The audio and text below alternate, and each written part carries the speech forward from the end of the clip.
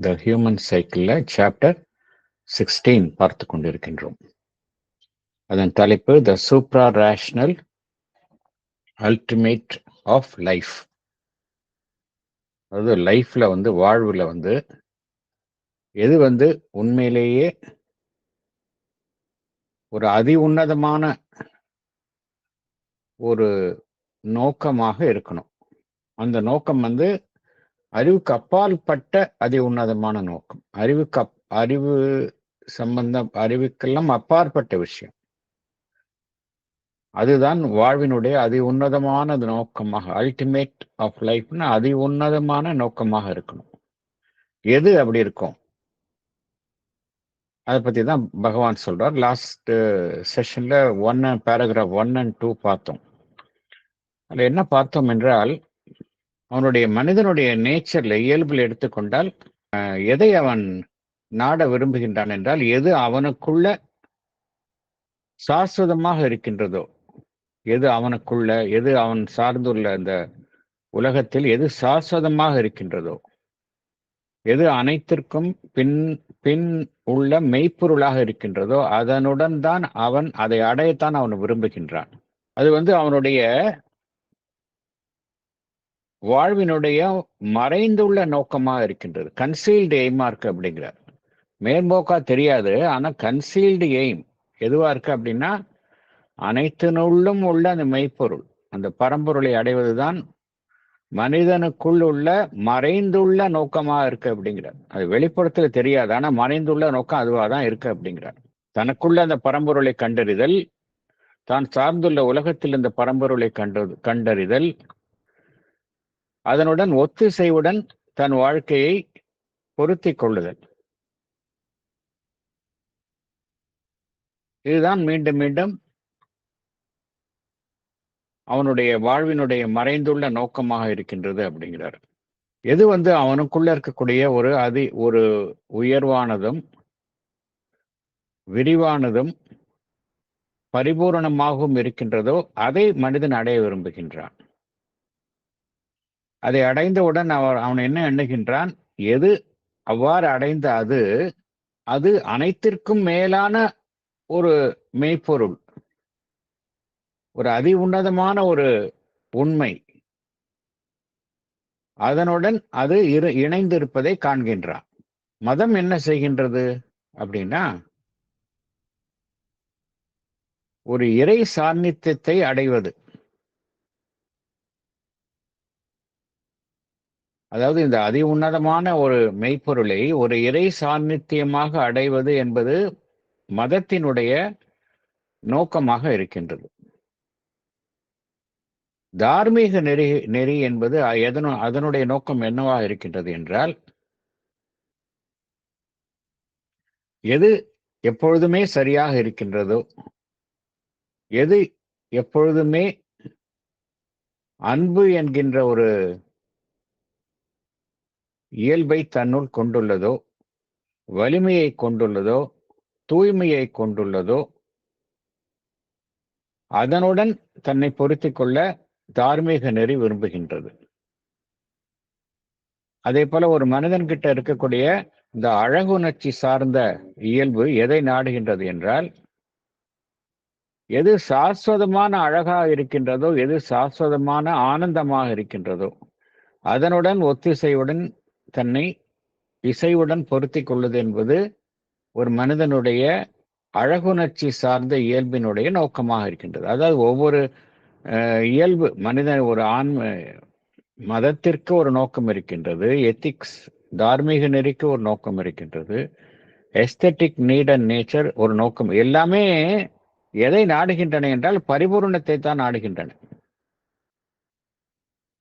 அதே போல நம்மளுடைய விஞ்ஞானம், தத்துவம், சயின்ஸ் அண்ட் பிலாசபி, அது எதை நாடுகின்றது? எது சாஸ்வதமான உண்மையாக இருக்கின்றதோ, இட்டர்னல் பிரின்சிபிள்ஸ் ஆஃப் ட்ரூத்,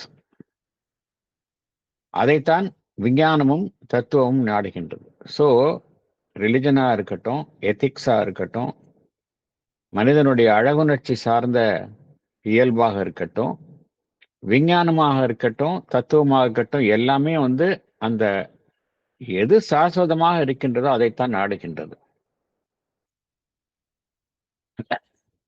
ஆனா இந்த சாஸ்வதமாக இருப்பது, அதி உன்னதமாக இருப்பது, பரிபூரணமாக இருப்பது, இதெல்லாம் பார்த்தோம் அப்படின்னா நம்முடைய இயல்பிற்கு, வழக்க வழக்கமான இயல்பிற்கு மேலான விஷயங்களாக காணப்படுகின்றன. இதையெல்லாம் எல்லோருமே அடைய விரும்புகின்றோம். இதெல்லாம் பார்த்தோம் அப்படின்னா எல்லோருமே வாழ்க்கையில ஏதோ ஒரு அவரவர்களுக்கே உரித்தான வழியில் அடைய விரும்புகின்றோம். ஆனால் என்ன புரிந்து கொள்கின்றோம் என்றால், இது நம்மளுடைய வழக்கத்திற்கு மாறாக இருக்கின்றது என்கின்ற என்பதை நாம் அறிந்து கொள்கின்றோம். இதெல்லாம் எபவ் அவர் நார்மல் என்றுதான் நாம் அதை பார்க்கின்றோம். நம்முடைய சாதாரண வாழ்வு அன்றாட வாழ்விற்கு அப்பாற்பட்ட விஷயங்களாக இருக்கின்றது என்றுதான் பார்க்கின்றோம். ஏன்னா சாதாரண வாழ்வுகளை பார்த்தோம் அப்படின்னா எல்லாமே இன்றைக்கு என்ன தேவை, எனக்கு இன்றைய என்னுடைய வாழ்க்கையினுடைய அடிப்படை தேவை என்ன, வாழ்க்கையினுடைய இன்றைக்கான என்னுடைய ப்ரிஃபரன்சஸ், உடனடியான இன்றைக்கு நான் செய்ய வேண்டிய வேலைகள் என்ன, இதைத்தான் என்னுடைய சாதாரண வாழ்வில் நான் கடைபிடிக்கின்றேன். இதில் தான் கவனம் செலுத்துகின்றேன். லட்சிய நாம் பார்த்த அந்த அதி உன்னதமான லட்சியங்கள் என்னுடைய சாதாரண வாழ்வில் முக்கியத்துவத்தை பெறுவது இல்லை. அனைத்திலும் நாம் நன்மையை பார்க்க வேண்டும், அழகை பார்க்க வேண்டும், ஆன்மீக அனுபவத்தை அடைய வேண்டும், ஒரு உயர்வான உண்மையை நாட வேண்டும் என்றெல்லாம் நாம் சாதாரண வாழ்வில் இத்தகைய விஷயங்களை நாம் இத்தகைய விஷயங்களுக்கு முன்னுரிமை வழங்குவது இல்லை. நம்முடைய கவனம் எல்லாம் எதுல இருக்கு, என்னுடைய இன்றைய எதில் என்னுடைய மனம், உடல் வாழ்வு எல்லாமே எதில் கவனம் செலுத்துகின்றதோ, எதில் ஆர்வம் கொண்டிருக்கின்றதோ, என்னுடைய பிசிக்கல் நீட்ஸ், டிசையர்ஸ், என்னுடைய பிராணமயத்தினுடைய தேவைகள், இதில்தான் என் கவனம் முழுவதும் இருக்கின்றது. இதெல்லாம் தான் நம்மளுடைய சாதாரண வாழ்க்கைக்கு, சாதாரண வேலையை பொறுத்த வரைக்கும் நிதர்சனமான உண்மைகளாக தெரிகின்றன. நிதர்சனமான உண்மை என்னன்னா, என்னுடைய சாதாரண வாழ்க்கைக்கும் வேலைக்கும் எது நிதர்சனமாக இருக்கின்றதோ அதுதான் உண்மை என்று நான் கருதுகின்றேன். மற்றதெல்லாம் நான் எப்படி பார்க்கிறேன் அப்படின்னா, ஏதோ ஒரு நிழலான அம்சங்களாக பார்க்கின்றேன். ஏதோ என்னுடைய இதெல்லாம் நான் அட்டன் பண்ணிட்டு, இத்தகைய நோக்கங்களை நான் பூர்த்தி செய்து கொண்டு எஞ்சியுள்ள நேரங்களில் இதில் நான் கவனம் செலுத்த விரும்புகின்றேனே ஒழிய, இந்த விஷயங்களில் என்னுடைய கவனம் பிரதானமாக இருப்பது இல்லை. இப்படிதான் சராசரி மனிதன் இருக்கின்றான். ஒரு விஷயம் இருக்கின்றது, அதுல மேலுள்ள ஒரு அலங்கரிப்பு போர்வைகளாகத்தான் மனிதன் இவைகளை காண்கின்றான். ஒரு உண்மையான ஒரு தேவை வேறு, ஆனால் ஒரு அலங்கரிப்பாக நாம் ஏற்றுக்கொள்ளும் விஷயங்கள் வேறு. இந்த அலங்கரிப்பாக ஏற்றுக்கொள்ளும் விஷயங்களாகத்தான் இத்தகைய விஷயங்களை மனிதன் ஏற்றுக்கொள்கின்றான். இதை தவிர்க்கவே முடியாது என்கின்ற ரீதியில் மனிதன் பார்ப்பது கிடையாது. இருந்தாலும் சமுதாயம் இவைகளுக்கெல்லாம் ஏதோ அதற்குரிய ஒரு இடத்தை வழங்குகின்றது. ஆனால் அவ்வாறு வழங்கினாலும் சமுதாயம் அதனுடைய ஒரு ஒட்டுமொத்த ஒரு நோக்கமும் அதை நோக்கி இருப்பதில்லை. ஏதோ ஒரு சமுதாயம் இவைகளுக்கெல்லாம் அதற்குரிய இடத்தை வழங்கினாலும் சமுதாயத்தினுடைய ஒட்டுமொத்த ஒரு கவனமும் கவனக்குவிப்பும் இவைகளின் மீது இருப்பது இல்லை. இந்த தார்மீக நெறிகளையும் எடுத்துக்கொண்டால், தார்மீக நெறிகளை சமுதாயம் எவ்வாறு பார்க்கின்றது என்றால், தார்மீக நெறிகளை சமுதாயம் எந்த அளவிற்கு ஒரு சீராக இயங்க வேண்டுமோ அந்த அளவிற்கு அந்த விதிகள் நமக்கு உதவும் வகையில்தான் தார்மீக நெறிகளையும் அது ஏற்றுக்கொள்கின்றது. என்ன காரணம் என்றால், இந்த உலகத்துல தனிப்பட்ட மனிதர்கள் அவர்களுடைய விருப்பப்படி வாழ ஆரம்பித்தால் ஒரு நெறிகட்ட சமுதாயமாக ஆகிவிடும். ஆகையினால சமுதாயத்தில் அனைவருடைய நலன்களையும் கவனத்தில் எடுத்துக்கொள்ளும் வரையில் எந்த அளவிற்கு இந்த தார்மீக நெறிகள் பயன்படுமோ அந்த அளவிற்கு தான் தார்மீக நெறிகளை மனித சமுதாயம் ஏற்றுக்கொள்கின்றதே ஒழிய, தார்மீக நெறிகளை ஒரு அதி உன்னதமான உண்மையை எட்ட வேண்டும் தார்மீக நெறிகளின்படி என்பதற்காக கிடையாது. இது எல்லாமே பிராக்டிக்கலா எனக்கு எப்படி யூஸ் ஆகும், இந்த விதிகள் வைத்தா சமுதாயம் ஒழுங்காக இருக்குமா, அந்த அளவிற்குத்தான் இந்த விதிகளை நான் ஏற்றுக்கொள்கின்றேனே ஒழிய என்னுடைய வாழ்வு முழுவதுமே அந்த தார்மீக நெறிகளின்படி அமைத்துக் கொள்கின்றனா என்றால் இல்லை. அதே போலத்தான் அழகு உணர்ச்சி சார்ந்த விஷயங்களிலும் மனித சமுதாயம் எவ்வாறு பார்க்கின்றது, அதையும் ஒரு அலங்கரிப்பாகவும் ஒரு கேளிக்கைக்காகவும் தான் பார்க்கின்றதே ஒழிய, வாழ்வையே அந்த அழகு பொருந்தி வாழ்வது என்கின்ற நோக்கத்தின் அடிப்படையில் அல்ல அப்படிங்கிறார். அதே போல மதத்தையும் மனித சமுதாயம் எவ்வாறு பார்க்கின்றது, மதத்தை எவ்வாறு பார்க்கின்றது என்றால் அதற்கென்று ஏதோ ஒரு உரிய இடத்தை வழங்குகின்றது. புனிதமான நாட்களில் கோவிலுக்கு செல்வது,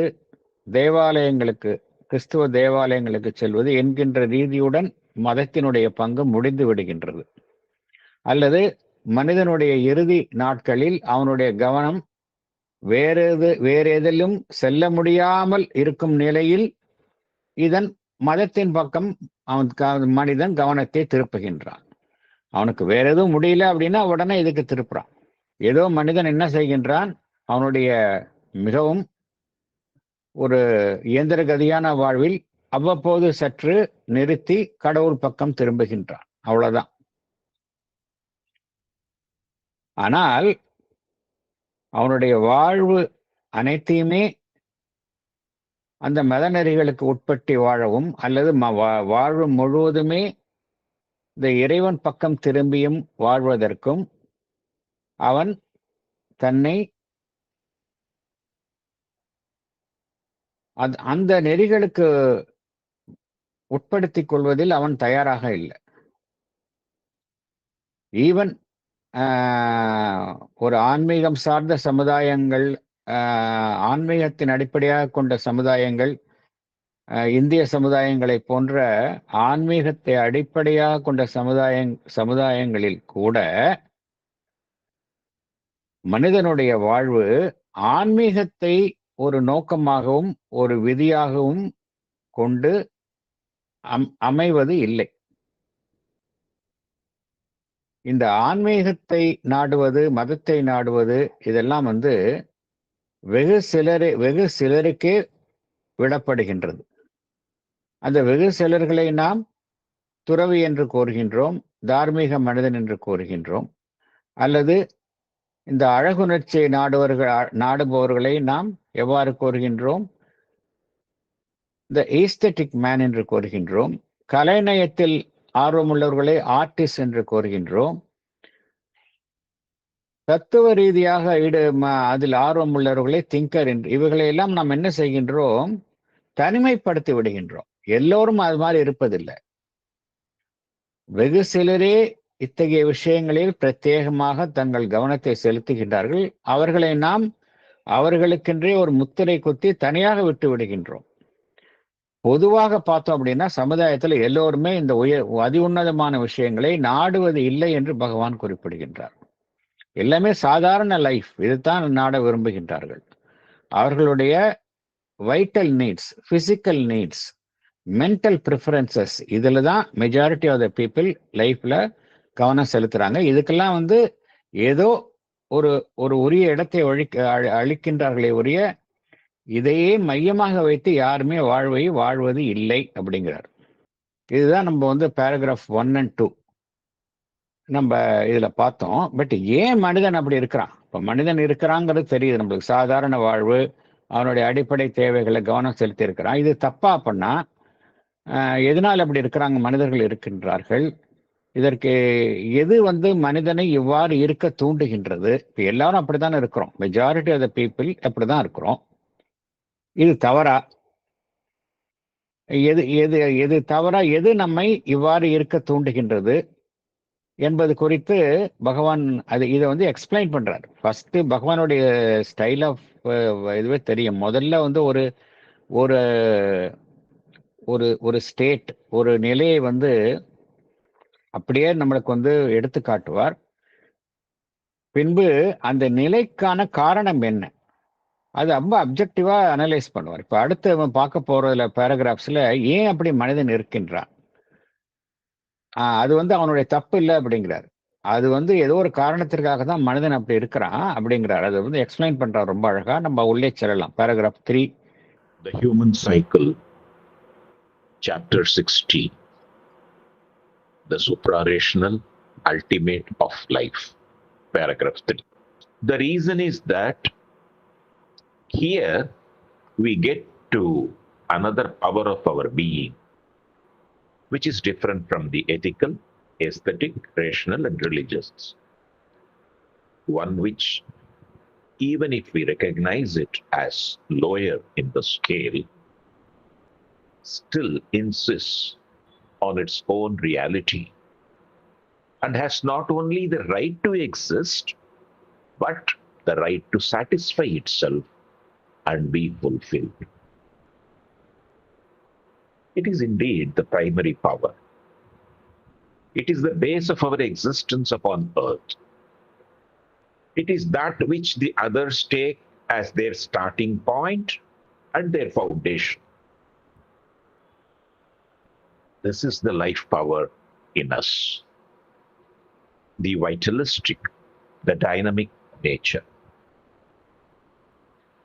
Its whole principle and aim is to be, to assert its existence, to increase, to expand, to possess, and to enjoy.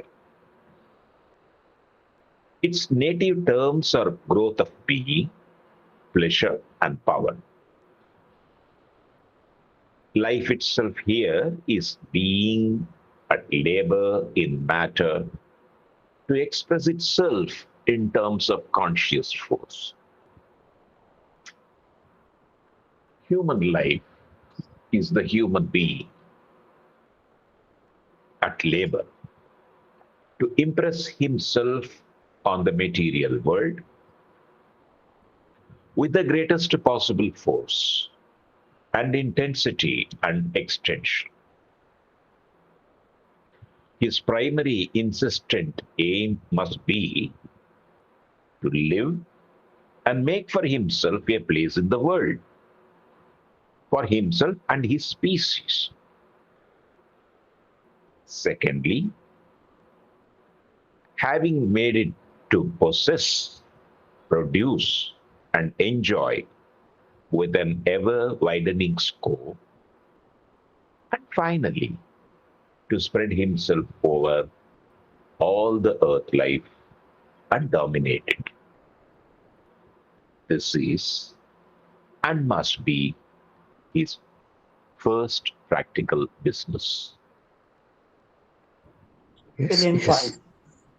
Salient points. We have another power of our being, which, even if we recognize it as lower in the scale, still insists on its own reality and has not only the right to exist, but the right to satisfy itself and be fulfilled. It is indeed the primary power. It is the base of our existence upon earth. It is that which the others take as their starting point and their foundation. This is the life power in us, the vitalistic, the dynamic nature. Its whole principle and aim is to assert its existence, to expand, to possess, and to enjoy. Its native terms are growth of being, pleasure, and power.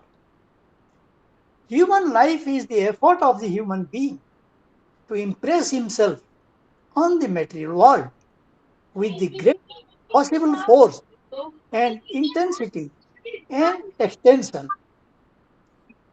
Man's first practical business must be to live and make for himself a place in the world, and then to possess, produce, and enjoy with an ever widening scope, and finally to spread himself over all the earth life and dominate it. நம்ம first 2 பேராகிராஃப்ஸ்ல பார்த்தோம் அப்படின்னா, மனிதன் வந்து வாழ்வினுடைய அந்த தேவைகள், அன்றாட வாழ்வினுடைய தேவைகள், அன்றாட வாழ்வு அவன் மீது நிர்பந்திக்கும் அத்தியாவசியமான கோரிக்கைகள், ஆசைகள், இதை பூர்த்தி செய்வதில் தான் இருக்கின்றது. இந்த அதி உன்னதமான விஷயங்கள், அது மதமாக இருந்தாலும் சரி, தத்துவமாக இருந்தாலும் சரி, கலையாக இருந்தாலும் சரி, அழகுணர்ச்சி சார்ந்த விஷயமாக இருந்தாலும் சரி, தார்மீக நெறிகளாக இருந்தாலும் சரி, அது வந்து வெகு சிலருக்கே விட்டுவிடப்படுகின்றது. மெஜாரிட்டி ஆஃப் த பீப்புளுக்கு வந்து இதெல்லாம் வந்து ஒரு பாஸ்ட் டைம் தான் இருக்க ஒழிய இதை வந்து பிரதானமாக மனிதன் தன் வாழ்வில் அமைத்துக் கொள்வது இல்லை அப்படிங்கிறத பார்த்தோம். அது பார்க்கும்பொழுது ஏதோ சரியா இது எப்படி இருக்குது, ஏன் இப்படி இருக்கிறாங்க அப்படிங்கிற மாதிரி ஒரு எண்ணம் வரும் நம்மளுக்கு. அதற்கான காரணத்தை வந்து பகவான் வந்து சொல்றார். அது வந்து தப்பு இல்லை. ஃபர்ஸ்ட் ஆஃப் ஆல் அந்த அந்த ஒரு இயல்பை வந்து நாம் தவறு என்று சொல்வது கூடாது. ஏதோ சாதாரண லைஃப்ல இருக்கிறவங்கெல்லாம் வந்து ஒரு ஆர்டினரி பீப்புள் போல இருக்கு, ஏதோ ஒரு கீழான நிலையில் இருக்கின்றார்கள். இது மாதிரி இந்த exclusive preoccupation with spirituality, art, philosophy, aesthetic sense, இவங்கெல்லாம் வந்து அந்த எலீட்டுன்னு சொல்றாங்கல்ல, ஒரு உயர் தளத்தை சார்ந்தவர்கள், உயர்நிலையை சார்ந்தவர்கள் அப்படின்னு நம்ம நினைக்கக்கூடாது. பகவான் வந்து அதுக்கு காரணம் இருக்கு அப்படிங்கிறத சொல்றாரு. ரொம்ப பியூட்டிஃபுல்லா அதில் எக்ஸ்பிளைன் பண்றாரு. ஏன்னா நம்ம பகவானுடைய கருத்து ஏன் அப்படின்னா, இதெல்லாம் தான் அந்த இன்டெகிரல் யோகால இதெல்லாம் உள்ள வந்துடுது. இன்டெகிரல் பூரண யோகத்துல வந்து சாதாரண வாழ்வு புறக்கணிக்கப்படுவதில்லைன்னு சொல்றாங்க இல்லையா, அது காரணம் என்னங்கிறத, எதனால சாதாரண வாழ்வு புறக்கணிக்கப்படுவதில்லை அப்படிங்கிறத நம்ம பார்க்கணும். நம்ம ஃபார் எக்ஸாம்பிள் நம்ம ஆசிரமத்தினுடைய ஆக்டிவிட்டீஸ் பார்த்தோம்னா, இந்த எக்கனாமிக் ஆக்டிவிட்டீஸ்ல எல்லாம் வந்துடுது. ஈவன் பெட்ரோல் பங்க்கு ரன் பண்றாங்க, தெரியும், பெட்ரோல் பங்க் ரன் பண்றாங்க, ஆனஸ்டி ஷாப் ரன் பண்றாங்க, எல்லாமே அங்க இருக்கு. எல்லாமே சாதாரண வாழ்வுடன் இணைந்தவை. அப்படின்னா ஏதோ ஒரு காரணம் இருக்கு இல்லையா, அந்த காரணத்தை தான் பகவான் இங்க ஹைலைட் பண்றார். ஏன்னா நம்ம இதுவரைக்கும் பார்த்ததெல்லாம் தார்மீக நெறி சார்ந்த ஒரு ஆற்றல், அழகுணர்ச்சி சார்ந்த ஒரு ஆற்றல், ஆன்மீகம் சார்ந்த ஒரு ஆற்றல். ஆனால் நம்ம சாதாரண வாழ்வில், நம்மளுடைய வாழ்வில் வந்து வேறொரு சக்தி வந்து நம்மை வழிநடத்துகின்றது. சாதாரண மனிதனுடைய வாழ்வில் ஒரு சக்தி நம்மை வழி நடத்துகின்றது. அதுதான் அடிப்படையாக இருக்கின்றது அப்படிங்கிறார். அதை நம்ம வந்து ஒரு உயர்நிலையில் இல்லாமல் கீழான நிலையில் இருக்கின்றது என்று நாம் நினைக்கலாம். ஆனால் அவ்வாறு நினைத்தாலும் அதற்கென்றே ஒரு உண்மைத்தன்மை இருக்கின்றது. அது இருப்பதற்கான ஒரு சரியான நியாயமும் இருக்கின்றது. ஏன் இருக்கணும் அந்த சக்தி அப்படிங்கிறதுக்கு it has got the right to exist அப்படிங்கிறார். அது மாத்திரம் இல்லை, ரைட் டு எக்ஸிஸ்ட் மாத்திரம் இல்லை, அதை நாம் திருப்தி செய்யணும். But the right to satisfy it self, அது தன்னை திருப்தி செய்து கொள்வதற்கும் தான் முழு நிறைவை அடைவதற்கும் அதற்கு எல்லா விதமான உரிமையும் இருக்கின்றது என்று குறிப்பிடுகின்றார். அது என்ன சக்தி அப்படின்னா, அதுதான் வந்து பிரைமரி அடிப்படை சக்தி அப்படிங்கிறார். பிரைமரி சக்தி. ஏன்னா ஏதோ ஒரு லைஃப் செயல்படணும்னா பிரைமரி ஒரு சக்தி வேணும். சக்தி இல்லைன்னா நம்ம ஆற்றல் இல்லை அப்படின்னா நம்மளால எதுவுமே செயல்படவே முடியாது. எது வந்து பிரைமரி பவரா இருக்கு, ஆதி சக்தியாக எது வந்து மூல சக்தியாக இருக்கின்றது அப்படின்னா அதுதான் நம்மளுடைய லைஃப் ஃபோர்ஸ். அது லைஃப் ஃபோர்ஸ் பத்தி தான் பகவான் சொல்றார். அதுதான் வந்து it is a base of our existence upon earth அப்படிங்கிறார். புவியில நம்மளுடைய வாழ்வினுடைய அடிப்படை ஆதாரமே அதுதான் அப்படிங்கிறார். மற்றது எல்லாம் வந்து அதிலிருந்து தான் ஆரம்பிக்கின்றன அப்படிங்கிறார். It is the base of our existence. It is that which others take as their starting point and their foundation. மற்ற எல்லாம் வந்து இதைத்தான் வந்து ஆரம்ப நிலையாக ஏற்றுக்கொள்கின்றன, அடித்தளமாகவும் ஏற்றுக்கொள்கின்றன அப்படிங்கிறார். ஸோ லைஃப் பவர் தான் அடிப்படை அப்படிங்கிறார். இந்த லைஃப் பவர் தான் நம்மளை இப்படிலாம் நம்ம சாதாரண வாழ்வில் இது கவனம் செலுத்த சொல்லுதுன்னா லைஃப் பவர் தான். இந்த லைஃப் பவர் எப்படி இருக்கு அப்படின்னா நம்மளுடைய பிராணமயத்தை சார்ந்ததா இருக்கின்றது, வைட்டலிஸ்டிக். ஏன்னா நம்ம அந்த ஒவ்வொரு மனிதனுக்கும் அந்த லைஃப் பவர் இல்லைன்னா எதையுமே சாதிக்க முடியாது. என்னன்னா மதர் என்ன சொல்றாங்க, மதர் அண்ட் ஷியோர்பிந்த் என்ன சொல்றாங்க, இந்த லைஃப் பவர் அப்படிங்கிறது இன்ஃபீரியர் இல்லை, இன்ஃபீரியர் கிடையாது. நம்ம சரியான முறையில் அதை சேனலைஸ் பண்ணோம் அப்படின்னா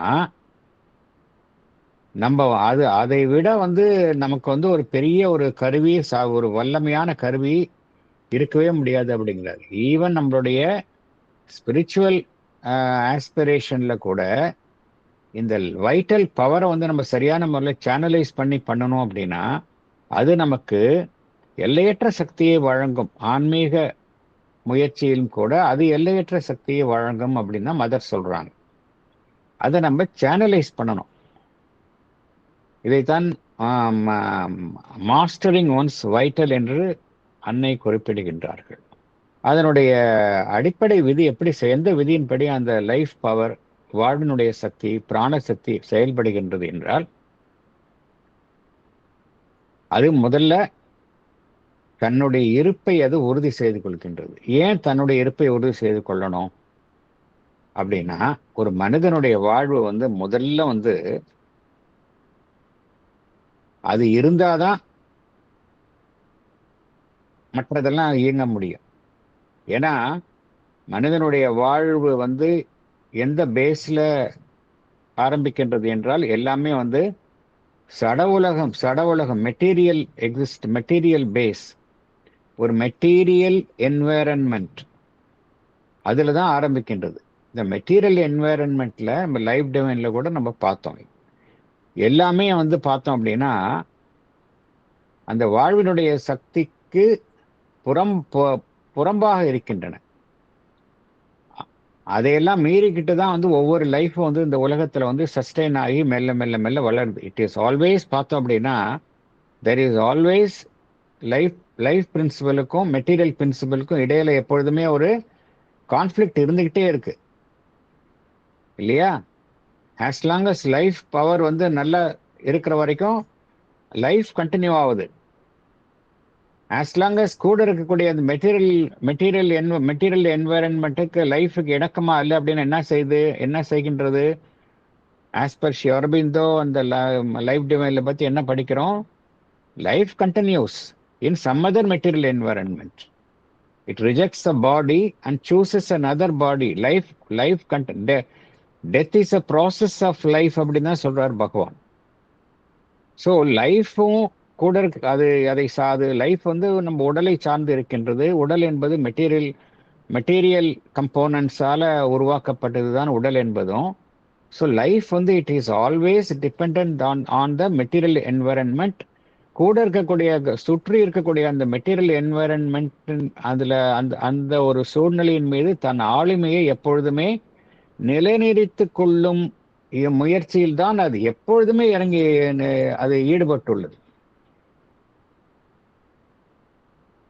அதனாலதான் பகவான் என்ன சொல்கின்றார், முதல்ல அது அதனுடைய இருப்பை உறுதி செய்து கொள்ளணும்.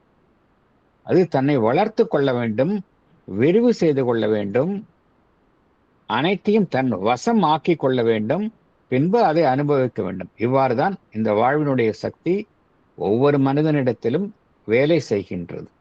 ஸோ அதனுடைய அடிப்படை அம்சங்கள் என்ன அப்படின்னா, வளர்ச்சி, growth ஆஃப் பீயிங் ஒன்று, அப்புறம் மகிழ்ச்சியாக இருத்தல், பிளஷர், அப்புறம் சக்தி, ஆற்றலை அடைதல், பவர். மனிதன் கிட்ட இந்த பார்த்தோம் அப்படின்னா இது மூன்றுமே இருக்கிறத பார்க்கலாம் நம்ம. growth வேணும். Nobody wants to be stagnant. மனிதன் இன்புற்றிருக்கவே விரும்புகின்றான். பிளஷர், மனிதன் அதிக சக்தி உடையவனாகவே இருக்க விரும்புகின்றான். பவர், இது மூன்றும் மனிதன் கிட்ட இருப்பதை நம்ம பார்க்கிறோம். இதுக்கு பேஸ் என்ன காரணம்னு பார்த்தோம், நம்மளுடைய பிராணசக்தி. ஏன் அதுக்கு என்ன காரணம்னு பார்த்தோம், லைஃப் அதோடைய அந்த புவியில தன்னுடைய இருப்பை உறுதி செய்து கொள்வதற்காகத்தான் பிராணசக்தி இவ்வாறு இயங்குகின்றது அப்படிங்கிறத பார்த்தோம். வாழ்வு அப்படிங்கிறது நமக்கு தெரியும், என்ன அப்படிங்கிறது தெரியும். சடப்பொருள்ல தன்னுடைய இருப்பை உறுதி செய்து கொள்வதற்கு எப்பொழுதுமே அது போராடி கொண்டுதான் இருக்கின்றது, இல்லையா? சடப்பொருள், நம்ம உடம்பையே எடுத்துக்கொண்டால், நம்ம உடம்பு என்பது சடப்பொருளால் ஆக்கப்பட்டது. அதுல லைஃப் ஃபோர்ஸ் எப்பொழுதுமே தன்னை இருத்திக் கொள்வதற்காகத்தான் அது எப்பொழுதுமே அதே முயற்சியில் தான் ஈடுபட்டுள்ளது. மனித வாழ்வினுடைய சக்தி என்பது தான் சார்ந்திருக்கும் இந்த சடப்பொருளிலான உலகத்தின் மீது தன்னுடைய ஆளுமையை எப்பொழுதுமே அது நிரூபிக்கும் முயற்சியில் தான் இறங்கியுள்ளது. அதுல ஒரு தீவிர சக்தியுடன் ஈடுபடுகின்றது. இவ்வாறுதான் மனிதனுடைய இந்த பிராணசக்தி என்பது இந்த உலகத்தில் செயல்பட்டு கொண்டு இருக்கின்றது. அதனால மனிதனுடைய ஒரு அடிப்படை நோக்கம் எதுவாக இருக்கின்றது என்றால், முதலில் அவன் வாழ வேண்டும். இரண்டாவது, அவனுக்கென்றே ஒரு உரிய இடத்தை இந்த உலகத்தில் அவன் உறுதி செய்து கொள்ள வேண்டும். அவனுக்கு மாத்திரமல்ல, அவன் சார்ந்துள்ள அவனுடைய இனத்திற்கும் ஒரு உரிய இடத்தை இந்த உலகத்தில் உறுதி செய்து கொள்ள வேண்டும். இதுதான் நம்ம பார்த்தோம் அப்படின்னா, நம்மளுடைய அந்த செயல்பாடுகளினுடைய மோட்டிவ் எது நம்ம ரொம்ப ஆழமா திங்க் பண்ணி பார்த்தோம்னா இதுதான். எல்லோருமே அவர்களுடைய இருப்பை உறுதி செய்து கொள்ள விரும்புகின்றார்கள். அது என்ன காரணம் அப்படின்னா, நம்ம அது எவல்யூஷனரி ப்ராசஸ்ல அப்படிதான் மனிதனுடைய வாழ்வு அமைந்துள்ளது. அது தவறுன்னு சொல்ல முடியாது. நம்ம இது முதல்ல மனிதன் என்ன செய்கின்றான், அவனுக்கென்றே ஒரு உரிய இடத்தை அவனுக்காகவும் அவன் சார்ந்துள்ள அவனுடைய இனத்திற்காகவும் உறுதி செய்து கொள்ள விரும்புகின்றான். இரண்டாவது என்ன செய்கின்றான், அனைத்தையும் தன் வசம் ஆக்கிக் கொள்ள விரும்புகின்றான். தன்னிலிருந்து ஒன்றை உருவாக்க விரும்புகின்றான். அவ்வாறு உருவாக்கியதை அவன் அனுபவிக்க விரும்புகின்றான். இது இரண்டாவது. To possess, produce and enjoy with an ever widening scope. மூன்றாவது என்ன செய்கின்றான், தன்னுடைய இருப்பை எங்கும் வியாபித்துக் கொள்ள விரும்புகின்றான். தன்னை விரிவு செய்து கொள்ள விரும்புகின்றான். அப்படித்தானே செய்யறாங்க எல்லாருமே. எதற்காக அந்த காலத்திலேருந்தே பார்த்தோம் அப்படின்னா, எல்லா மன்னர்களும் பிரதேசங்களை ஆக்கிரமித்து கொண்டு வருகின்றார்கள். ஈவன் நவ் எதுக்கு ஒரு மனிதன் தன்னுடைய இருப்பை அப்படியே விரிவு செய்து கொண்டே போகின்றான், ஏதோ ஒரு நோக்கத்துல, ஏதோ ஒரு வகையில. காரணம் என்ன அப்படின்னா, இந்த புவி சார்ந்த வாழ்வில் அவனுடைய இருப்பை அவன் விரிவு செய்து கொள்ள வேண்டும். அதன் மூலமாக அவன் மற்றவர்கள் மீது தன்னுடைய ஆளுமையை செலுத்தணும். Finally, to spread himself over all the earth life and dominate it. இதுதான் வந்து ஒரு மனிதனுடைய ஃபர்ஸ்ட் பிராக்டிக்கல் பிஸ்னஸா இருக்கு அப்படிங்கிறார். எல்லா மனிதனுக்கும் இப்படிதான் இருக்கு அப்படிங்கிறார். முதல்ல இப்படிதான் ஆரம்பிக்குது அப்படிங்கிறார். அதனால இது வந்து இது மனிதனுடைய இயல்பே அப்படிதான் அப்படிங்கிறார். இதை நம்ம அக்செப்ட் பண்ணிக்கணும் ஃபர்ஸ்ட். இதை அக்செப்ட் பண்ணிட்டு அடுத்ததுக்கு போகணுமே ஒழிய இதை வந்து நம்ம ரிஜெக்ட் பண்ண முடியாது அப்படிங்கிறார். This is a fact, this is a truth, we must accept அப்படிங்கிறார். That is what the Dravidians have tried to express by their notion of the struggle for life. But the struggle is not merely to last and live, but to increase, enjoy, and possess. Its method includes and uses not only a principle and instinct of egoism, but a concomitant principle and instinct of association. Human life is moved by two equally powerful impulses. One of individualistic self-assertion, the other of collective self-assertion. It works by strife, but also by mutual assistance and united effort. It uses two diverse convergent forms of action, two motives which seem to be contradictory, but are in fact always coexistent: competitive endeavor and cooperative endeavor. It is from this character of the dynamism of life that the whole structure of human society has come into being.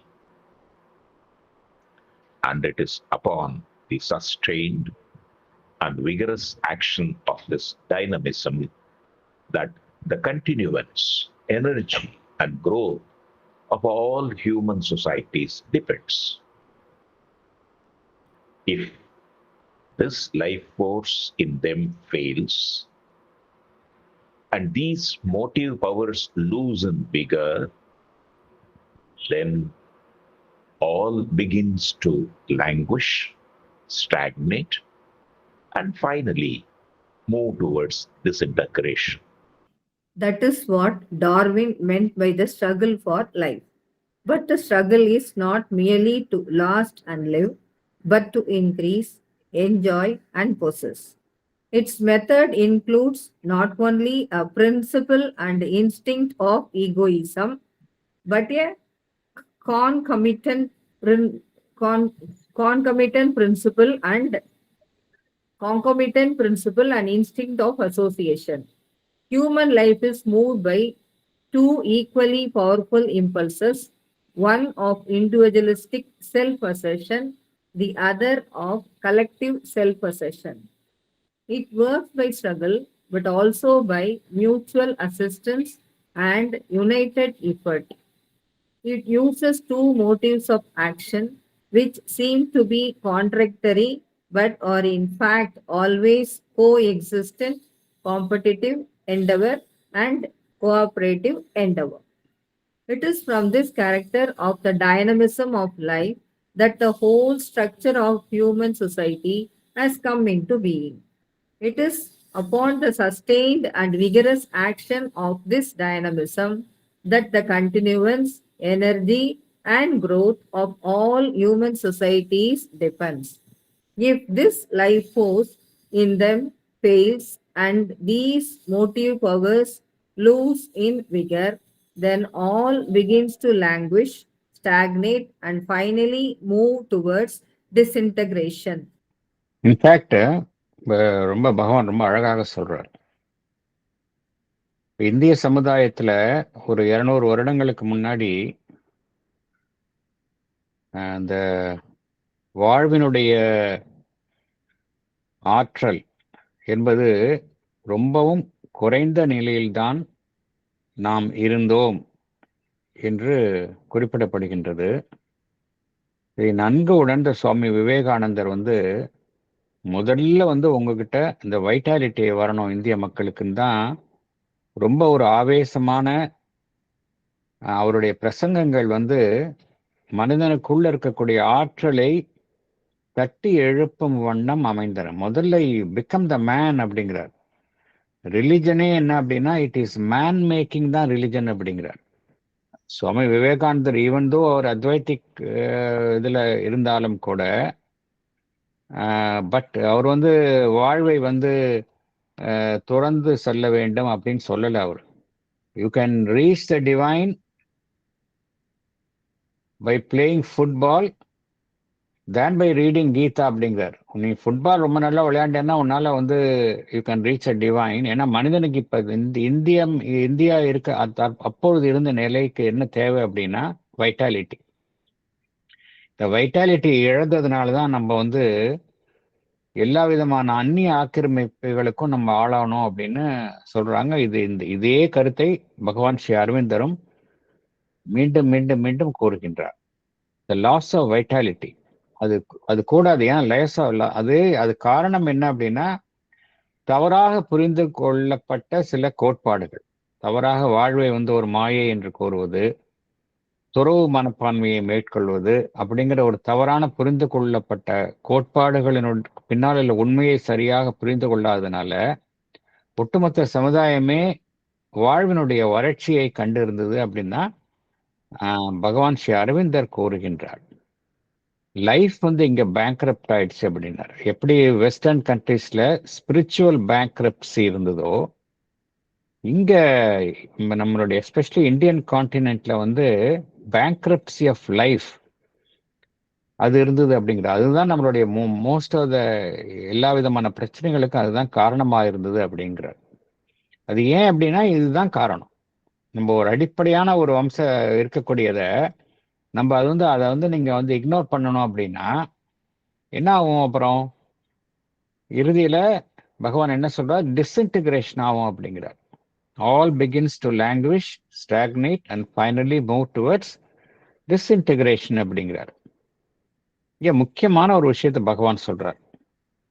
பொதுவாக இந்த evolution of species அதுதான் Darwinian theory. Even western model of திங்கிங்ல அவங்களுடைய model of இவல்யூஷன்ல என்ன சொல்றாங்க?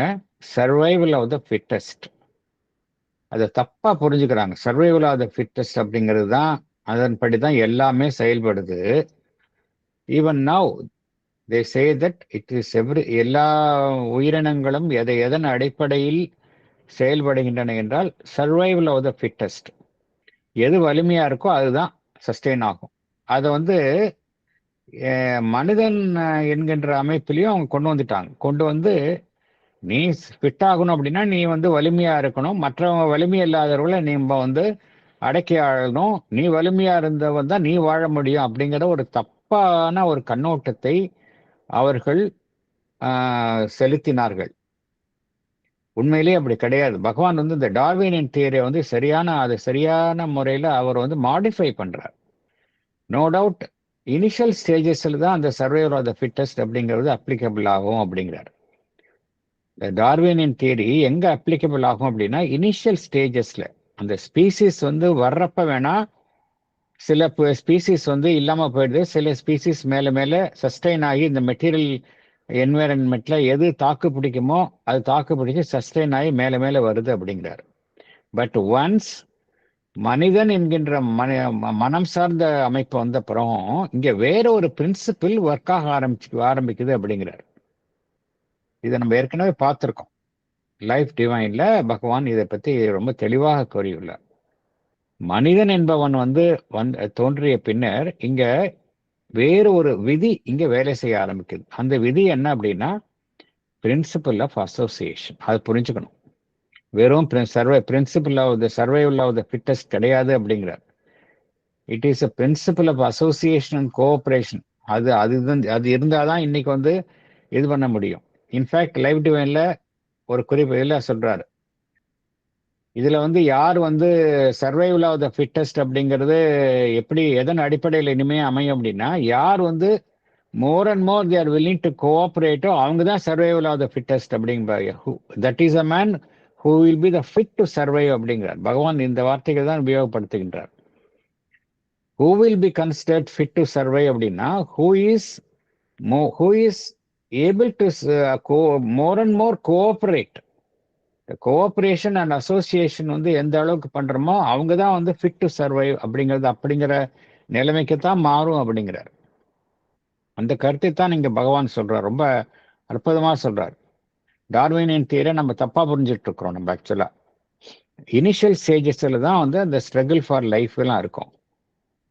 இந்த struggle for life அப்படிங்கிறது மியர்லி மிகவும் வாழ்வதற்கும் மாத்திரம் இல்லை, வாழ்வதற்கும் ஒன்றை அடைவதற்கும் அது மகிழும் அது அது அது அதன் மூலம் மகிழ்ச்சியை அடைவதற்காக மாத்திரம் அல்ல.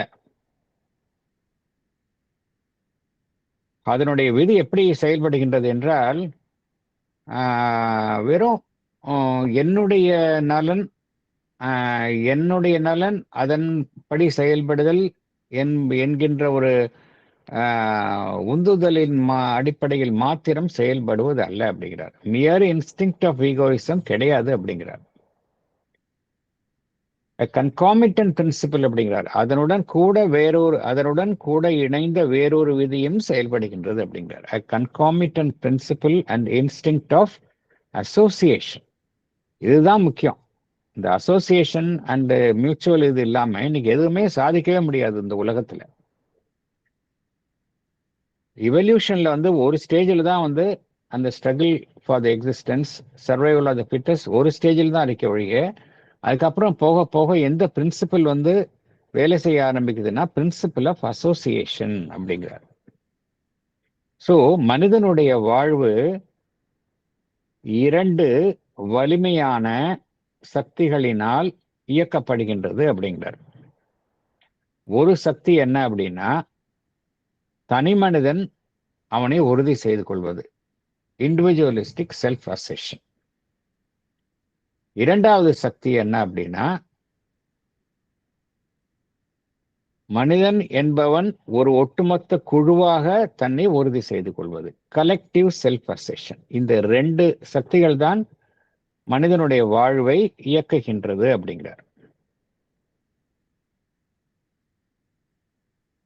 இந்த செல்ஃப் அசெஷன், தன்னை உறுதி செய்து கொள்ளுதல் என்பது ஒரு கடும் பிரயத்தனத்தின் மூலம் வேலை செய்கின்றது. அது மாத்திரம் அல்ல, பரஸ்பரம் ஒருவருக்கு ஒருவர் உதவி செய்தல், ஒரு ஒருமித்த முயற்சி, இதன் மூலமாகவும் இது வேலை செய்கின்றது.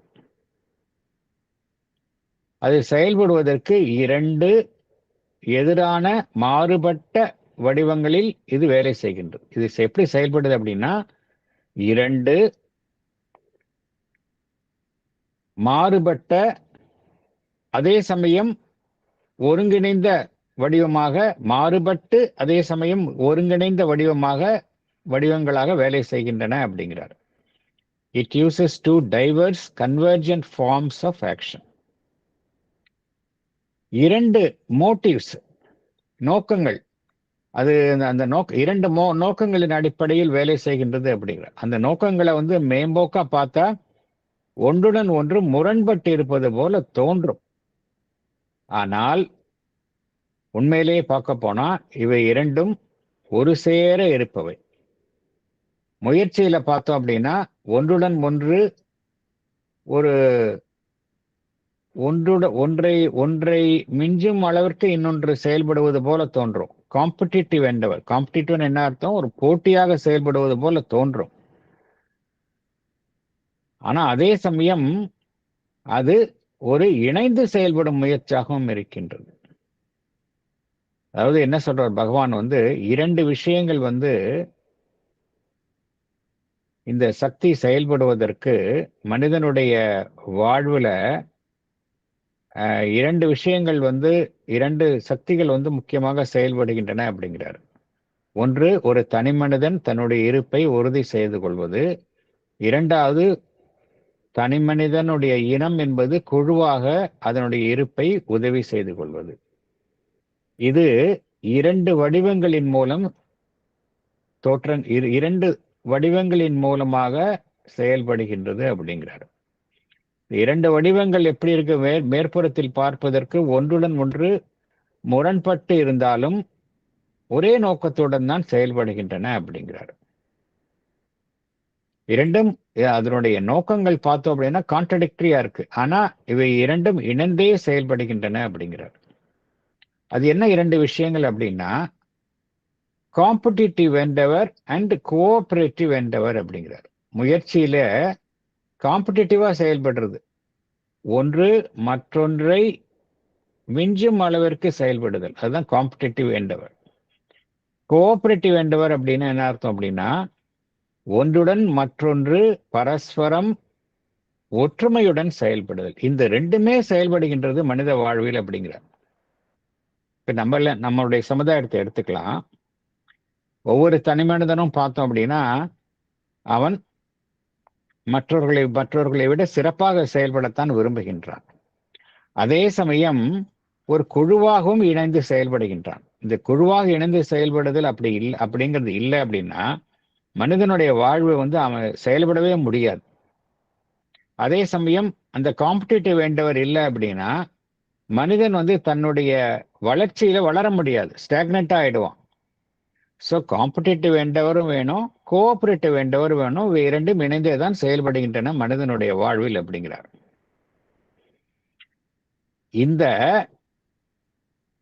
இந்த ஒரு இயல்பு, இந்த வாழ்வினுடைய செயல்பாடுகளில் காணப்படும் இந்த இயல்பு, வாழ்வினுடைய அனைத்து செயல்பாடுகளிலும் இந்த இயல்பு காணப்படுகின்றது அப்படிங்கிறார். This character of the dynamism of life அப்படிங்கிறார். இதுதான் ஒட்டுமொத்த மனிதனுடைய சமுதாயத்தையும் அமைக்கின்றது அப்படிங்கிறார். It is from this character of the dynamism of life that the whole structure of human society has come into being அப்படிங்கிறார். ஸோ மனித சமுதாயத்தில் இது ரெண்டு விஷயம் இருந்துகிட்டே இருக்கு அப்படிங்கிறார். காம்படிட்டிவ் எண்டவர், கோஆபரேட்டிவ் எண்டவர், இது ரெண்டு தான் முக்கியமான விஷயம் அப்படிங்கிறார். இது ரெண்டு இருக்கிறதுனால தான் பார்த்தோம் அப்படின்னா இந்த மனித சமுதாயம் தொடர்ந்து இருந்து கொண்டே இருக்கு அப்படிங்கிறார். இதனுடைய தொடர்ந்த ஒரு தீவிரமான செயல்பாடு தொடர்ந்து இது இருப்பதினால்தான் இதன் மூலமாக காணக்கூடிய ஒரு தொடர்ச்சி, ஒரு சக்தி, மனிதன் சமுதாயத்தினுடைய வளர்ச்சி, இதெல்லாம் இந்த ரெண்டு விஷயங்களினுடைய அடிப்படையில் தான் அமைந்துள்ளன அப்படிங்கிறார். இந்த லைஃப் ஃபோர்ஸ், இந்த வாழ்வினுடைய இந்த சக்தி, வாழ்வினுடைய சக்தி அப்படிங்கிறது தான் நம்ம பார்த்தோம். தனி மனிதன் தன்னை உறுதி செய்து கொள்வது, சமுதாயம் ஒரு குழுவாக தன்னை உறுதி செய்து கொள்வது, இதுல ஒருவரை ஒருவர் விஞ்சும் வகையில் செயல்படுவது, ஒருவருடன் மற்றொருவர் பரஸ்பரம் ஒற்றுமையுடன் செயல்படுவது, இதுதான் அடிப்படை மனித சமுதாயத்தினுடைய இயல்பு தன்மையாக இருக்கின்றது அப்படிங்கிற. இதுதான் மனித சமுதாயம் தொடர்ந்து செயல்படுவதற்கு அதற்கான ஆற்றலையும் அது வளர்வதற்கான ஆற்றலையும் அதுதான் வழங்கி கொண்டிருக்கின்றது. இந்த இரண்டு விஷயங்கள், இந்த அம்சங்கள் தான். இந்த வாழ்வினுடைய சக்தி அவ்வாறு செயல்படாமல் நின்றுவிட்டது. எந்த நோக்கத்திற்காக இந்த சக்திகள் எல்லாம் செயல்படுகின்றதோ அந்த நோக்கத்தை இவை இழந்து விடுகின்றன. அப்படி என்றால் என்ன ஆகிவிடும் அப்படின்னா எல்லாமே மடிந்து விடும் அப்படிங்கிறார். லாங்குவேஜ் என்ன அர்த்தம்? மடிந்து விடுதல், ஸ்டாக்னேட், அப்படியே இருக்கிற இடத்துல தங்கி போயிடும். இறுதியாக என்ன ஆயிடும்? முற்றிலுமாக அழிந்து விடும் அப்படிங்கிறார். ஃபைனலி மூவ் டுவர்ட்ஸ் டிஸ்இன்டகிரேஷன், சிதை உண்டு அழிந்து விடும் அப்படிங்கிறார். இந்த லைஃப் ஃபோர்ஸ் மாத்திரம் மனித சமுதாயத்தில் இல்லை அப்படின்னா எல்லாமே அழிந்து விடும் அப்படிங்கிறார். அதனால என்ன காரணத்திற்காக சாதாரண மனிதனுடைய வாழ்வு இதற்கெல்லாம் கவனம் செலுத்துகின்றது என்ன என்றால் பின்னாடி ஒரு ரீசன் இருக்கு. அதனால்தான் ஒரு மனிதன் இப்படிலாம் அன்றாட வாழ்வில் இப்படி செயல்படுகின்றார். அதற்கான காரணத்தை தான் பகவான் இங்கு கோருகின்றார். Paragraph 4. The modern European idea of society is founded upon the primary and predominant part played by this vital dynamism in the formation and maintenance of society. For the European, ever since the Teutonic mind and temperament took possession of Western Europe, has been fundamentally the practical, dynamic, and kinetic man, vitalistic in the very marrow of this thought and being. All else has been the fine flower of his life and culture. This has been its root and stock. And in modern times, this truth of his temperament, always there, has come aggressively to the surface and triumphed over the traditions of Christian piety and Latinistic culture. This triumphant emergence and lead of the vital man and his motives has been the whole significance of the great economic and political civilization of the 19th century. Life in society consists, for the practical human instincts, in three activities: the domestic and social life of man, social in the sense of his customary relations with others in the community, both as an individual and as a member of one family among many, his economic activities as a producer, wealth getter, and consumer, and his political status and action. Society is the organization of these three things, and fundamentally, it is for the practical human being nothing more.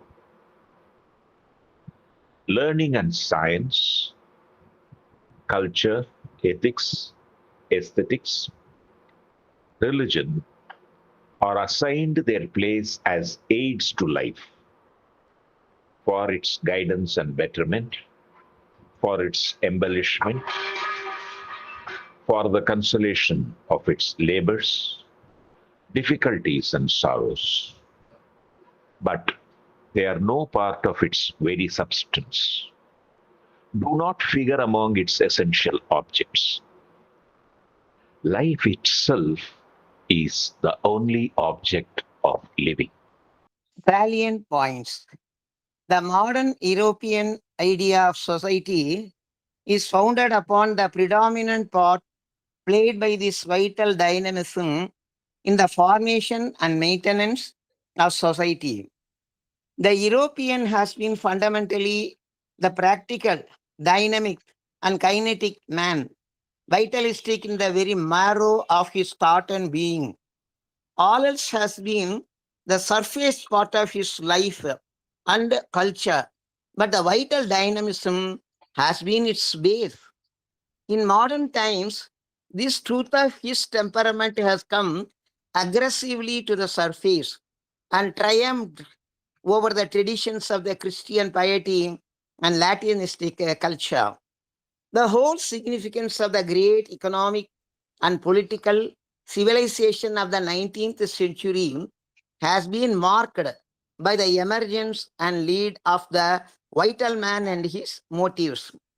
For the practical man, life in society is engaged in three activities: his domestic and social life, his economic activities as a producer, wealth getter, and consumer, his political status and action. Society is the organization of these three things. Fundamentally, it is nothing more for the practical human being.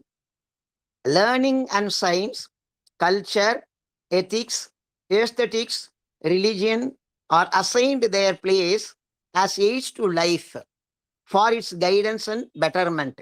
But they are not part of its very substance, do not figure among its essential objects.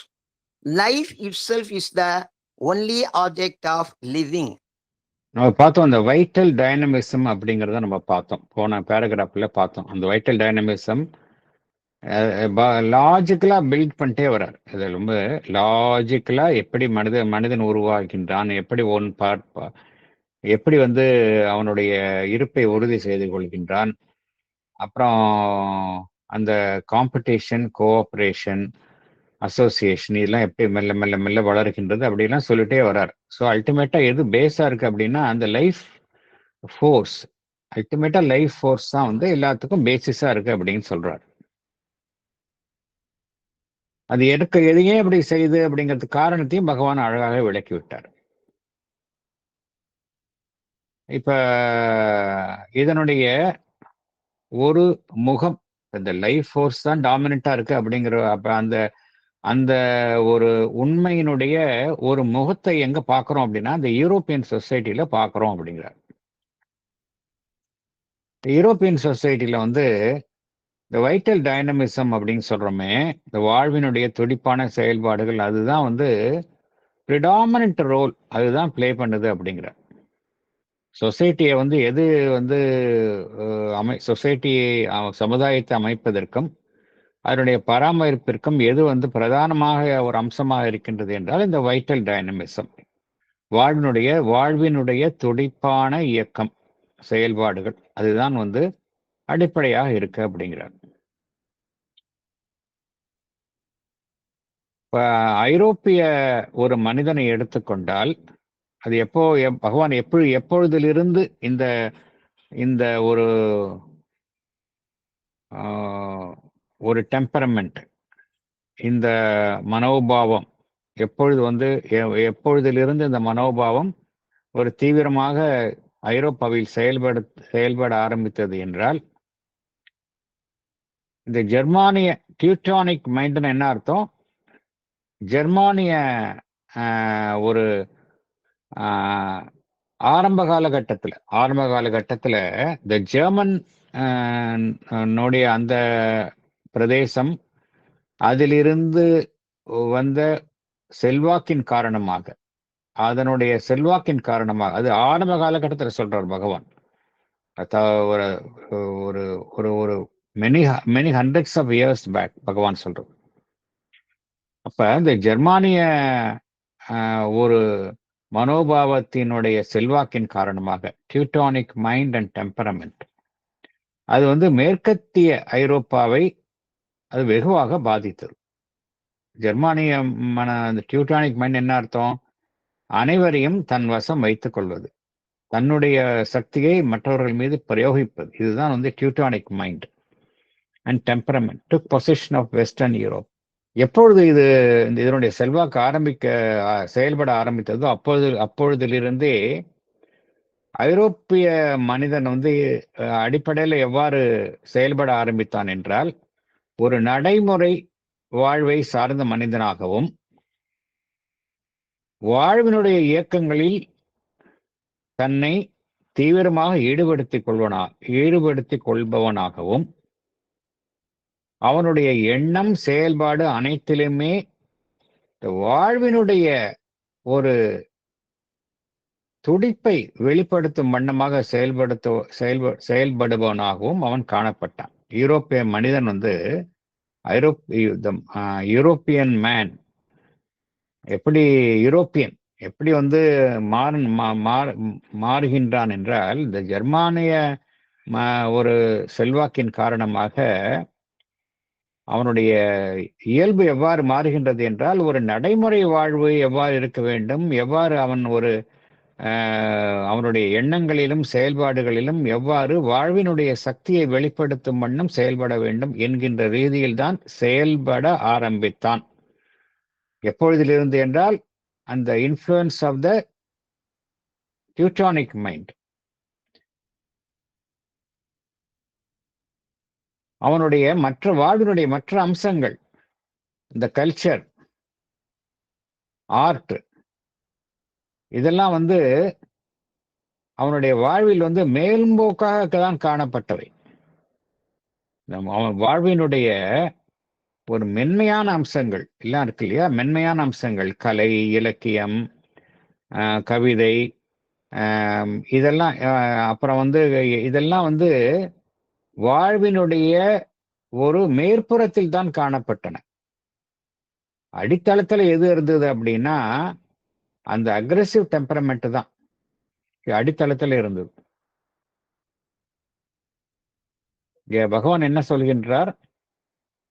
All else has been the fine flower of his life and culture. மற்றதெல்லாம் வந்து எப்படி ஒரு ஒரு அழகான ஒரு செடியில வந்து மலர்கள் இருக்குமோ அது போலதான் மேம்போக்கா இருந்தது. அந்த அந்த செடியினுடைய ரூட்ஸ் எது அப்படின்னா இந்த வைட்டலிஸ்டிக் டெம்பரமெண்ட் தான் அதனுடைய ரூட்டா இருந்தது அப்படிங்கிறார். But this has been its root and stock அப்படிங்கிறார்.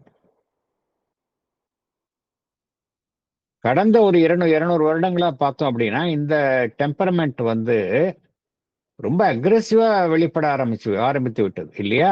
ரொம்ப அக்ரெசிவ். நாசி இது ஐரோப்பிய நாடுகளிலிருந்து மற்ற நாடுகளை வந்து காலனைஸ் பண்றது, தங்கள் வசம் ஆக்கிக் கொள்வது என்கின்ற ரீதியில் ரொம்ப, ஏன்னா ஐரோப்பிய நாடுகள்ல தான் போய் தான் உலகம் எங்கும் அவர்கள் ஆக்கிரமித்தார்கள். காலனைசேஷன் எங்கிருந்து ஆரம்பித்தது? ஐரோப்பிய நாடுகளிலிருந்து தான் ஆரம்பித்தது. அது வரைக்கும் வந்து அந்த கிறிஸ்டியன் பயட்டி, அந்த கிறிஸ்டியன் மைண்ட்ல வந்து ஒரு பக்தி, லாட்டினிஸ்டிக் கல்ச்சர். ஆரம்பகால ரோமன் எம்பையர் அதனுடைய ஆதிக்கத்தில் இருந்த வரைக்கும் பார்த்தோம் அப்படின்னா அதற்கென்றே ஒரு உயரிய கல்ச்சர் உண்டு.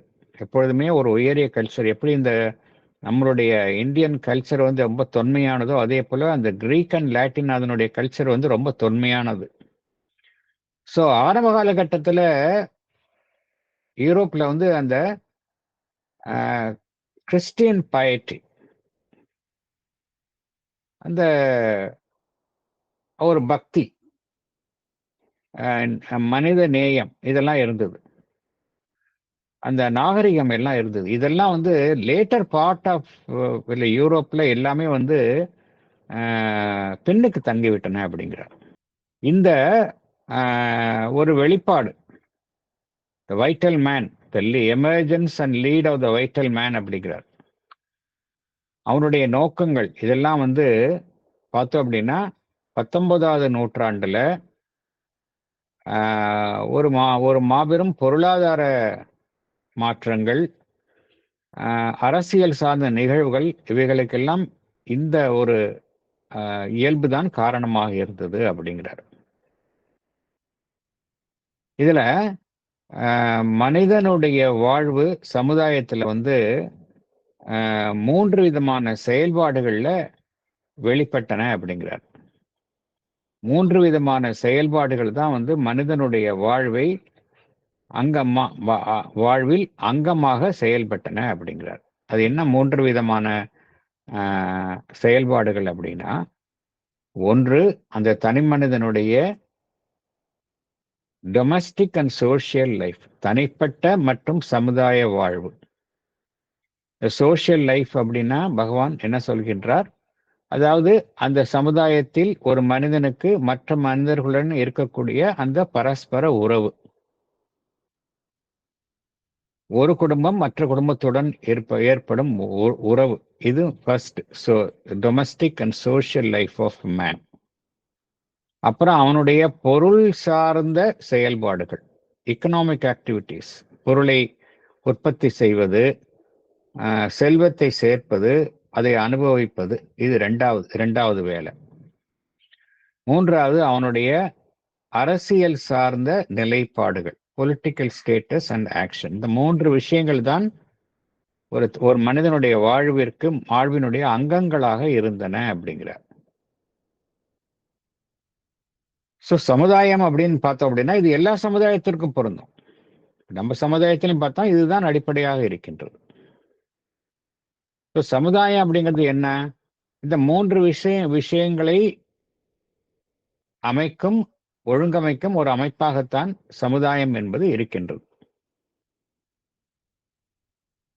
ஒரு தனி மனிதனை பொறுத்த வரைக்கும் ஒரு சாதாரண நடைமுறை வாழ்வில்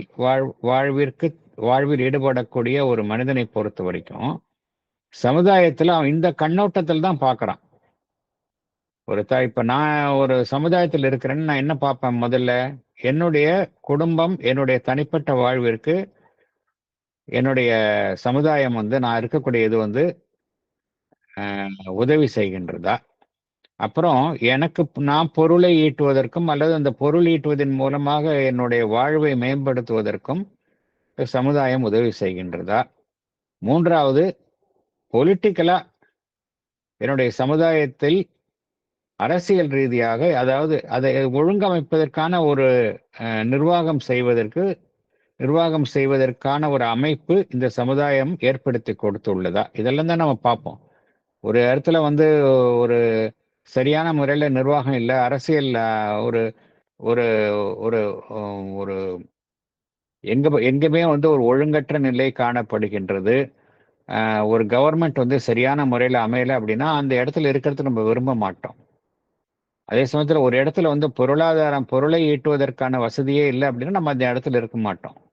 தனிப்பட்ட வாழ்வை அமைத்துக் கொள்வதற்கு வசதி இல்லைன்னா அந்த இடத்துல இருக்க மாட்டோம். ஸோ ஒரு தனி மனிதனை பொறுத்த வரைக்கும் சமுதாயம் என்பது இந்த 3 செயல்பாடுகளை தன்னுள் கொண்டவையாகத்தான் தனி மனிதன் பார்க்கின்றான். இதை தவிர வேற எதையும் கிடையாது. சமுதாயம் தனி மனிதனை பொறுத்த வரைக்கும் இதை தாண்டி வேற எதுவும் பார்ப்பது, இந்த விஷயங்கள் எதுவும் கிடையாது.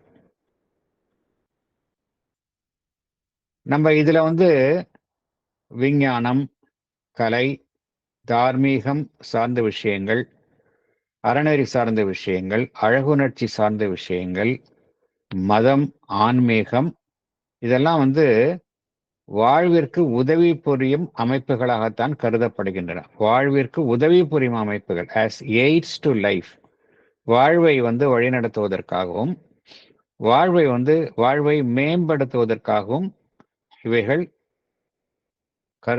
இவைகள் கருதப்படுகின்றன.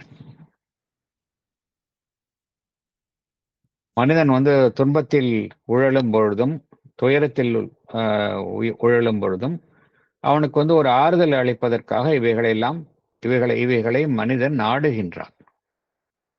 அந்த அளவில் தான் மனிதன் நாடுகின்றானே ஒழிய வாழ்வினுடைய அடிப்படை அம்சங்களாக அந்த 3 விஷயங்களை தவிர வேற எதுவும் நாடுறதில்லை. அதை புரிஞ்சுக்கணும். வாழ்வினுடைய வெரி சப்ஸ்டன்ஸ் எது அப்படின்னா அந்த 3 விஷயங்கள் தான். நாம் பார்த்த 3 விஷயங்கள் தான். இந்த விஷயங்கள்லாம் வெறும் மேல பார்க்கக்கூடிய ஒரு அலங்கார பொருட்கள் தான். அவனுக்கு எசென்ஷியல் விஷயம் கிடையாது. அவனை பொறுத்த வரைக்கும், சாதாரண மனிதனை பொறுத்த வரைக்கும் life itself is only object of living. வாழ்வு என்பதுதான் அவனுடைய வாழ்வினுடைய ஒரே நோக்கமாக இருக்கின்றது. இது தவிர வேறு எதுவுமே இல்லை அப்படிங்கிறார். இத்தோட நம்ம மேற்கொண்டு நம்ம பார்க்கலாம். நான் அடுத்த பேராகிராஃப்ல இன்னும் அழகாக கூறுகின்றார். இப்ப இதெல்லாம் பார்த்துட்டு பகவான் ரொம்ப சொல்றார், இப்படிலாம் இருந்தாலும் கூட நம்ம எப்படி அதி உன்னதமான விஷயத்த இதெல்லாம் ஒரு யதார்த்தம். இந்த யதார்த்தமான உண்மைகளை நாம் ஏற்றுக்கொள்ளும் அதே தருணத்துல எவ்வாறு நாம் அதி உன்னதமான விஷயங்களை நாம் நாடுவது, அதுக்கு தான் பகவான் இதெல்லாம் ஒரு முன்னோட்டமாக நமக்கு விளக்குகின்றார். பின்னாடி ரொம்ப அற்புதமாக கூறுகின்றார் எவ்வாறு நம்ம அதி உன்னதமான விஷயங்களை, இத்தகைய வாழ்வில் இருந்து கொண்டே அதி உன்னதமான விஷயங்களை நம்ம எவ்வாறு நாடுவது, அதற்கான ஒரு வழிகாட்டுதலையும் பகவான் நமக்கு வழங்குகின்றார். மேற்கொண்டு நம்ம நெக்ஸ்ட் செஷன்லேருந்து நம்ம பார்க்கலாம்.